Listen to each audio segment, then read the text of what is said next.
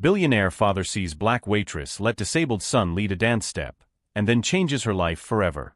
The silence that fell over Kingsley's, Manhattan's most exclusive restaurant, was so thick it seemed to have weight. Conversations ceased, cutlery froze in midair, and dozens of eyes fixed on the small space between the tables. 10-year-old Lucas Montgomery was visibly shaking. His legs, trapped in metal braces, wavered as he reached out to Diana Johnson, the restaurant's only black waitress. The live piano had just begun a soft melody, and the boy's impulse to ask someone to dance came without warning. "Sir, control your son." Manager Thornton's sharp voice cut through the silence. "That's inappropriate. This is not a dance hall, and our employees are not here to entertain children." Richard Montgomery, owner of Montgomery Investments and one of the richest men in the country, swallowed hard. It was the first time he had taken Lucas out to dinner in public since the accident that had partially paralyzed his legs 2 years earlier. A mistake he would not repeat. "Lucas, sit down." The order came low but firm. Diana remained motionless, her gaze shifting between the manager, the billionaire, and the boy whose hand was still hanging in the air. In her 5 years working there, she had learned to become invisible, especially to customers like Montgomery. "Mr. Thornton, I'm leaving. My shift is over." Her voice sounded calm as she removed her apron and placed it on the tray. Then, to everyone's amazement, she smiled at Lucas and took his hand. "I can't dance in an apron." Richard stood up abruptly. "What do you think you're doing?" Diana held his gaze. "I'm accepting an invitation, sir." Before anyone could interfere, Lucas took a hesitant step forward. His foot dragged painfully across the floor, and the metal of his braces screeched. But Diana didn't try to guide him or hurry him. She simply adjusted her own pace to his. "She's getting fired tomorrow," whispered a woman at the next table. Richard watched, paralyzed. A sudden memory struck him, Elizabeth, his late wife, dancing with Lucas in the living room. "It's not about perfection," she had said, "it's about connection." As Diana followed Lucas's clumsy steps, something in the boy's eyes changed. Fear gave way to intense concentration. Shame gave way to shy pride. For the first time since the accident, he wasn't being guided, helped, or corrected. He was leading. "Mr. Montgomery," the manager's voice interrupted his thoughts, "I can assure you this will never happen again. She will be properly disciplined." Richard didn't respond. The entire restaurant seemed to wait for his reaction. After all, a man of his power could end anyone's career with a single word. Employees stopped what they were doing. Other customers watched with morbid curiosity. Lucas's smile, however, was the only sound that echoed in his mind. Diana led the boy back to the table after 3 dance steps. "Thank you for asking me out," she said formally, as if speaking to an adult. "It was an honor." When she turned to leave, Richard stopped her. "Wait." His voice sounded different, almost unrecognizable to himself. "What's your full name?" "Diana Johnson, sir." Richard nodded slowly. "Diana Johnson," he repeated, as if memorizing it. Then he took a card from inside his jacket and held it out to her. "My office. Tomorrow at 10 a.m. The entire restaurant held its breath. Diana accepted the card without showing any emotion, but her hand trembled slightly. "Dad," Lucas called as she walked away, "why did you do that?" The question hung in the air like an accusation. Richard watched his son and for a brief moment, saw not just the child Elizabeth had left in his care, but a complete human being whose wants and needs he had systematically ignored for 2 years. As dinner proceeded in awkward silence, no one noticed Diana's glance before she left, not out of fear or resignation, but out of a calm determination that contrasted with the storm brewing in Richard Montgomery's eyes. If this story about dignity and transformation is already touching your heart, don't forget to subscribe to the channel to follow how a simple gesture of respect can spark a silent revolution capable of transforming lives forever. The lobby of Montgomery Tower sparkled with its glass and marble walls, reflecting the morning sunlight. Diana Johnson immediately felt out of place in her best outfit, a navy blue skirt and white blouse bought on sale. The people passing by her wore clothes that probably cost more than her monthly rent. "Diana Johnson to see Mr. Montgomery," she said to the receptionist, who examined her with a clinical gaze before making a call. 18th floor. "Miss Winters will see you." In the elevator, Diana took a deep breath, clutching her worn purse to her chest. It wasn't fear she felt, It was a quiet determination that came from having faced worse. Much worse. Miss Winters was a woman in her 40s with a sharp gaze and impeccable posture. "Mr. Montgomery is in a conference call. Please follow me." As she walked through the mirrored hallways, Diana felt the curious stares of the employees. A black woman being escorted through the executive offices was a rare enough occurrence to cause speculation. "He had you fired, didn't he?" Winters asked suddenly when they were alone in a waiting room. "It happens. Powerful clients call, and people like you lose their jobs." "People like me?" "You know what I mean." Winters adjusted her glasses. "Employees who don't know their place." Diana smiled, not amused. "And where exactly would that be?" Before Winters could answer, her phone rang. "He'll see you now." Richard Montgomery's office took up half the floor. Through the floor-to-ceiling windows, Manhattan looked like a distant playground. The man stood, gazing out at the city as if it were his personal property. "Mr. Montgomery," Diana greeted him formally. Richard turned, his face a mask of studied control. "Miss Johnson. Thank you for coming." He pointed to a chair. "Please." The silence that followed was calculated, a tactic Diana recognized immediately. It was the kind of silence designed to make nervous people talk too much, incriminate themselves. "Do you have a background?" Richard finally asked. "Excuse me." "Education. College." Diana kept her gaze steady. "Bachelor's degree in child development from NYU. Incomplete master's degree in special education." Something flashed across Richard's face, surprise perhaps. "And you work as a waitress?" "I work 3 jobs, actually. The restaurant, a bookstore on weekends, and as a tutor when I can get students." Richard moved to her table, picking up a folder. "I did some research on you, Miss Johnson. I wanted to understand who the person was who," he hesitated, "danced with my son." He opened the folder, revealing printed photos of a community center. "Freedom Steps. You founded that 6 years ago." Diana sat up straighter in her chair. "I co-founded it. With my sister Zoe. A dance program for children with physical disabilities." Richard leafed through some documents. "Which is now about to close due to lack of funding." Diana showed no surprise. Of course he would find all that out in less than 24 hours. "I didn't come here to ask you for money, Mr. Montgomery." "Then why did you come?" "Because you invited me." Richard laughed softly, a joyless sound. "Fair enough." He stood up again, restless. "I want you to work for me." Diana blinked, genuinely taken aback. "As a waitress in your house." Richard's face hardened. "As a therapeutic companion for Lucas." His son's name seemed difficult for him to say.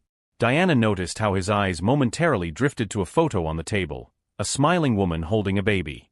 "I have the best specialists in the country," Richard continued. "Physical therapists, neurologists, psychologists.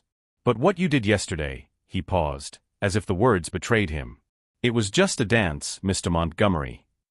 It was the first time I've seen him smile since the accident. The admission was painful. "I don't want a dancer for my son. I want someone who can do what you did, follow, not lead." Diana studied the man in front of her. Beneath the facade of power and control, she saw what others might not, a desperate, lost father. "I can pay you 5 times what you're making now." Diana stood up. "No." Richard looked shocked, like someone unaccustomed to hearing that word. "I don't work for people who see only my color or my social class before they see my competence," she explained calmly. "And I definitely don't work for people who try to buy solutions to emotional problems."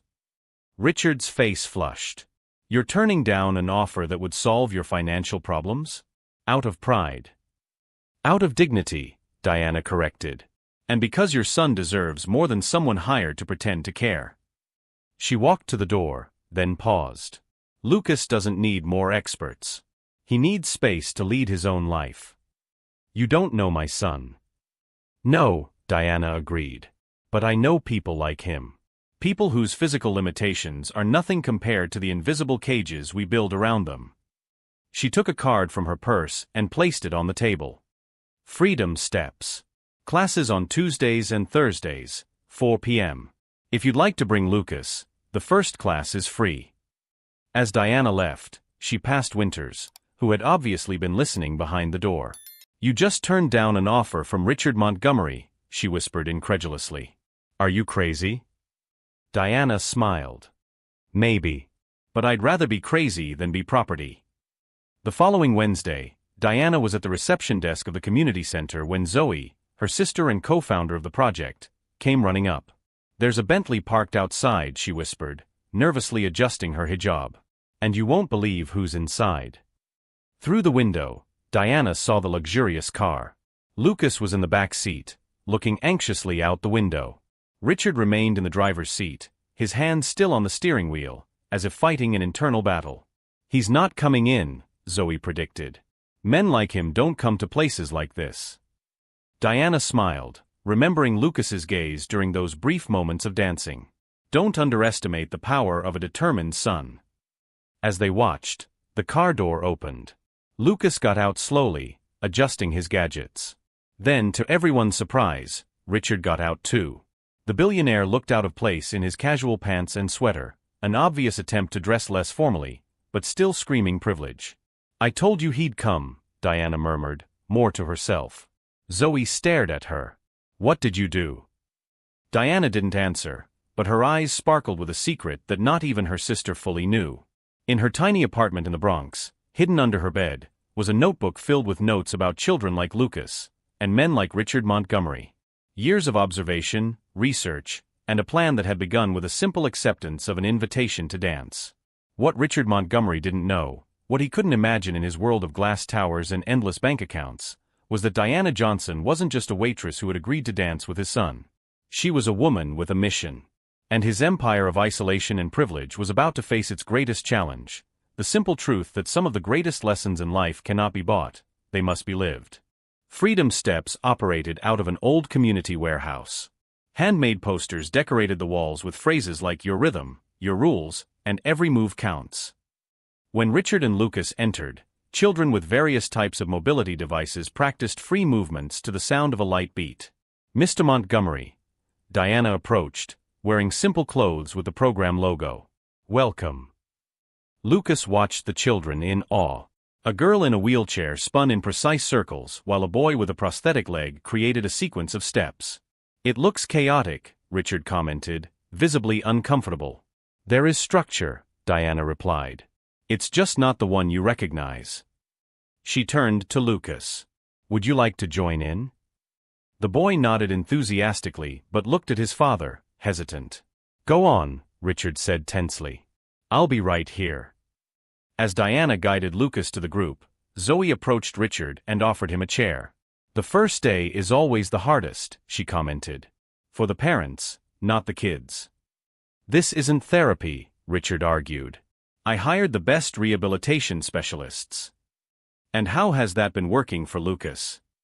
Zoe asked gently. The studio door opened. An older woman entered, leaning on an ornate cane. She had gray hair in elegant braids and a commanding presence. Dr. Elaine Mercer, Zoe whispered. Neuroscientist specializing in brain plasticity. Retired from Harvard. The woman greeted several children before noticing Richard. Mr. Montgomery. You've rejected my research proposal 3 times in the last 2 years. Dr. Mercer. I didn't expect to see you here. I oversee the research program, she explained. We're studying how non-directive approaches to movement affect neural reconfiguration in children with motor challenges. Research, Richard frowned. I thought this was just a community dance class. Diana returned, leaving Lucas exploring movements with another child. Freedom Steps is a pilot motor rehabilitation program based on the theory of movement autonomy, she explained. We integrate adaptive dance with neuroscientific principles. Why do you work as a waitress if you lead a research program? Because we don't have adequate funding yet. And because people like you rejected us 3 times. The penny dropped. You were Dr. Mercer's assistant on the proposals. Co-author, Dr. Mercer corrected. Diana has an incomplete master's degree because she had to leave college to take care of her sister. But her theoretical work is groundbreaking. You knew who I was at the restaurant, Richard concluded. From the moment you walked in, Diana confirmed. And when Lucas got up to dance, I recognized the opportunity to show, not tell. Was it staged? The dance? Absolutely not.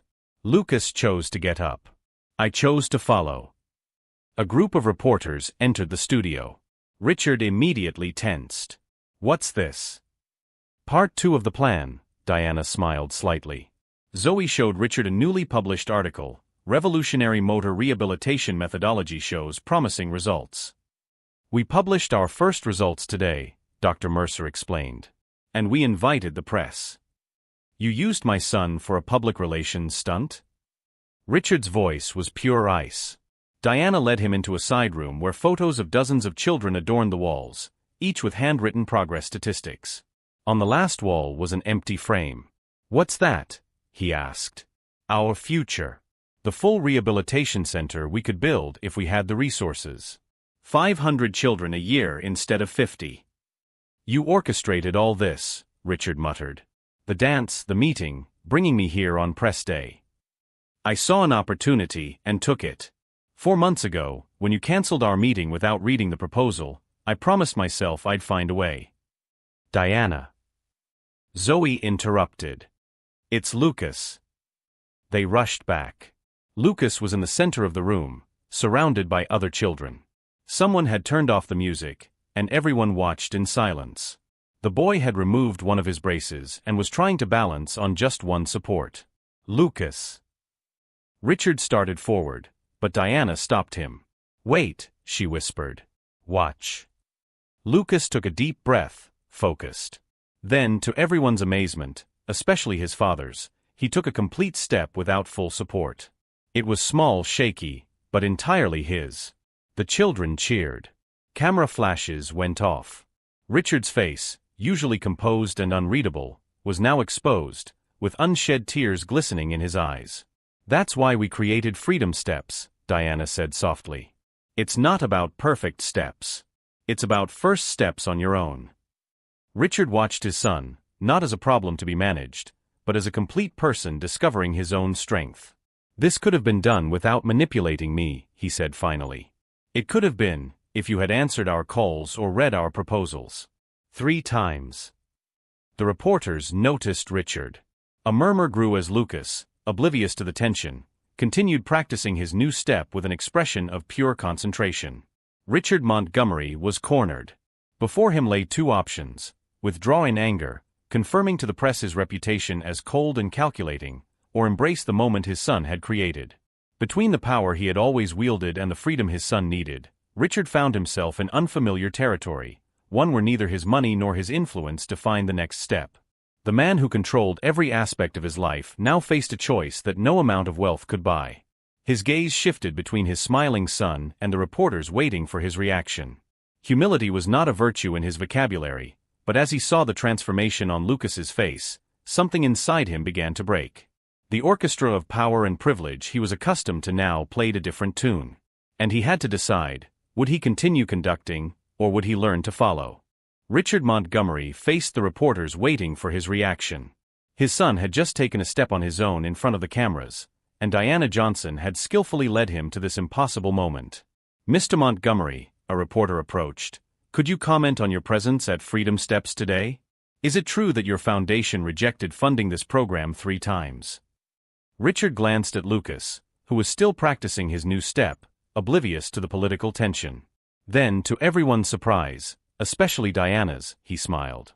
You know what's hardest for someone in my position? Richard addressed the reporter, but spoke loudly enough for everyone to hear. Admitting when we're wrong. A stunned silence filled the room. The Montgomery Foundation is pleased to announce a commitment to fully fund Freedom Steps for the next 5 years and to build a permanent rehabilitation center based on the methodology developed by Dr. Mercer and Ms. Johnson. Camera flashes exploded. Zoe let out a cry of surprise. On one condition, he added, watching Diana tense up. That Ms. Johnson retain complete autonomy over the program and its methodology. No corporate interference. 3 months later, bulldozers were clearing the ground for the new Freedom Steps Rehabilitation Center. The project wasn't the most luxurious the Montgomery Foundation had ever funded, but it was the most innovative, with every space designed with direct input from the children and their families. Diana supervised the construction frequently, but never alone. Lucas showed up regularly, sometimes bringing other children with him. And to the staff's continued surprise, Richard Montgomery also showed up, silently observing the progress. "I never thought you'd actually show up at board meetings," Diana commented one afternoon as they reviewed the plans. "I never thought I'd have to study neuroplasticity at 50, Richard replied, rubbing his tired eyes. In front of him was a scientific article marked with post-it notes. "But here we are." Diana looked at the man curiously. "Is this part of your public penance, or do you really care?" Lucas asked to have his second brace removed last week. "I know. He told me." His previous physical therapist said that would be impossible for at least 2 years. Diana smiled. "But you fired her, remember? Because you told me she was wrong." And she was. Diana pointed to a photo of Lucas balancing with only one crutch. "He's progressing faster than any traditional medical prediction." "Why did you never accept my apology?" Richard asked suddenly. "Because you never apologized. You redirected resources, changed policies, funded our program. That's not an apology. It's compensation." Richard nodded slowly. "Fair again." At the opening ceremony 6 months later, the contrast with that night in the restaurant couldn't have been greater.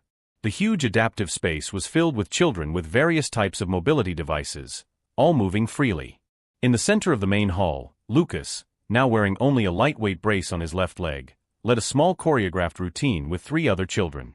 His movements were still limited, but they flowed with a confidence no doctor had predicted. Richard watched from a distance, not interfering. "He doesn't need you to hold him anymore," Diana said, approaching quietly. "No," Richard agreed. "But he still needs me to be around." Crucial difference. Richard turned to face her. "Thank you," he said simply. "For what, exactly?" "For teaching me to follow." A reporter approached. "Mr. Montgomery, how does it feel to see your son's progress?" Richard looked at Lucas, who was now helping a younger girl find her balance. "Proud. Not of what he's overcome, but of what he's created for others." "And what's been the biggest lesson you've learned on this journey?" Richard Montgomery, the man who had once been known only for his financial empire, looked directly into the camera. That true leaders aren't those who guide others down the path they believe is right, but those who have the courage to follow when someone shows them a better way.